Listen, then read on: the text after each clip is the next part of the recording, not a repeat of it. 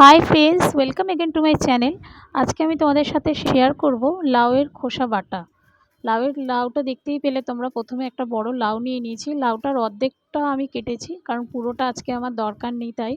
তো লাউয়ের খোসাগুলো পাতলা করে আমি একটু ছাড়িয়ে নিচ্ছি। লাউয়ের খোসা বাটা এর আগে তোমাদের সাথে আমি শেয়ার করেছিলাম লাউ দিয়ে আলু দিয়ে ভাজা। এটা আজকে শেয়ার করছি লাউয়ের খোসা বাটা। কোনো একদিন লাউয়ের তরকারিও তোমাদের সাথে শেয়ার করব। তো এইভাবে দেখো আমি খুব পাতলা পাতলা করে লাউয়ের খোসাটা ছাড়িয়ে নিচ্ছি। তো ছাড়ানো আমার হয়ে গেছে, মোটামুটি সবটা ছাড়ানো দেখানো সম্ভব না, তো এতগুলো খোসা আমি ছাড়িয়ে নিয়েছি। এবার সেগুলো আমি একটা ঝুড়িতে ভালো করে ধুয়ে নেব। ধুয়ে একটু আমি জল ঝরিয়ে নিচ্ছি। এবার আমি একটা কড়াই বসিয়ে দিয়েছি। কড়াইতে আমি অল্পই তেল দেবো। তেল দিয়ে একটা আমি শুকনো লঙ্কা ভেজে নেব। শুকনো লঙ্কাটা দেখো লাল করে ভাজা হয়ে গেছে। এবার আমি কিছু চিনে বাদাম কড়াইটার মধ্যে ভেজে নেব।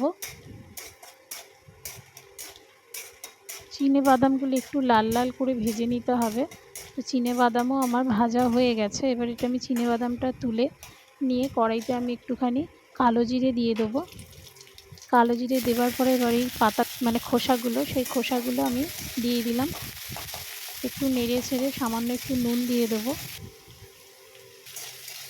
খোসাগুলো যাতে একটু নরম হয় সেই কারণে একটু নুন দিয়ে ঢাকা দিয়ে দিলাম 2 মিনিটের জন্য। আর এদিকে দেখতেই পাচ্ছ চিনেবাদামটা ভেজে আলাদা করে রেখে দিয়েছি। তো আমার খোসাটা ভাজা হয়ে গেছে। এবার আমি একটু ঠান্ডা করতে দেবো। বেশ ঠান্ডা হয়ে গেছে। ঠান্ডা হয়ে যাওয়ার পরে চিনেবাদাম আর শুকনো লঙ্কা যেটা আমি ভেজে রেখেছিলাম সেটা আমি মিক্সিতে প্রথমে একটু পেস্ট করে নেব। তো পেস্টও আমার হয়ে গেল। এবার আমি লাউয়ের খোসা বাটাও করে নিয়েছি। একটুখানি পুরো একদম মিহি করে বাটবে না, তাহলে ভালো লাগে না। এবার এই দুটো ভালো করে মিক্স করে নেব।